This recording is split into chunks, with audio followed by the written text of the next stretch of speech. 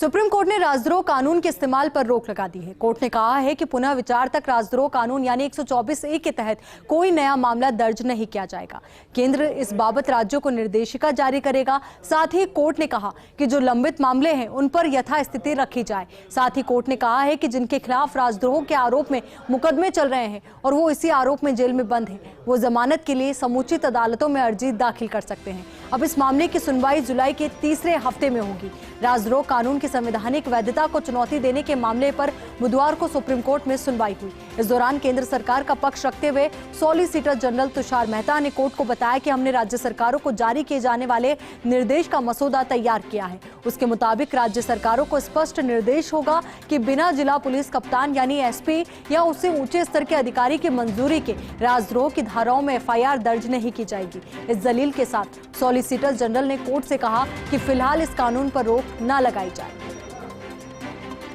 अपने आप में बेहद गंभीर ये पूरा मसला, क्योंकि देश के अंदर राजद्रोह कानून तब से है जब से ब्रिटिश शासन है और उस वक्त का ये कानून जो आज भी लागू है। तो ऐसे में बदलते वक्त के साथ कई कानूनों में बदलाव किया गया, कई धाराओं को हटाया गया, पर राजद्रोह का कानून अभी भी बरकरार था। और अब केंद्र सरकार भी इस पूरे मसले पर पुनः विचार के लिए तैयार हो गई है और कोर्ट का भी सख्त आदेश है, निर्देश है कि कोई भी केस अब राजद्रोह की जो धाराएं हैं यानी कि 124A के तहत दर्ज नहीं किया जाएगा। अब इसी को लेकर ज्यादा जानकारी के साथ हमारे सहयोगी गौरव हमारे साथ जुड़ चुके। गौरव, देखिए, अब जब तक कोर्ट का अगला फैसला नहीं आ जाता तब तक राजद्रोह की धारा 124A के तहत कोई केस दर्ज नहीं होगा। तो वहीं जितने भी लोग अभी जेल में हैं वो भी जमानत के लिए याचिका दायर कर सकते हैं।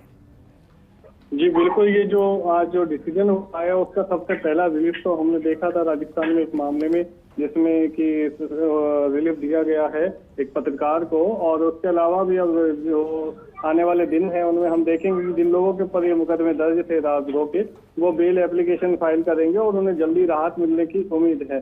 तो उसके साथ ही ये एक महत्वपूर्ण बात है कि ये जो पूरा प्रोसीडिंग है वो तब तक की जो सरकार है उस पर अपना पुनर्विचार दायर नहीं करे।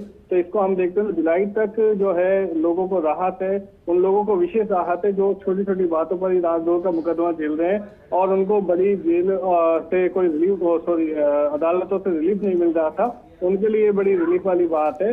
वहीं जो एक सीजेआई ने बड़ी टिप्पणी की थी पहले इस मामले पर, जब वो सुनवाई कर रहे थे, उन्होंने कहा था ये औपनिवेशिक काल का कानून है यानी कि ब्रिटिश काल का कानून है और इसको कंसिडर करना जरूरी है।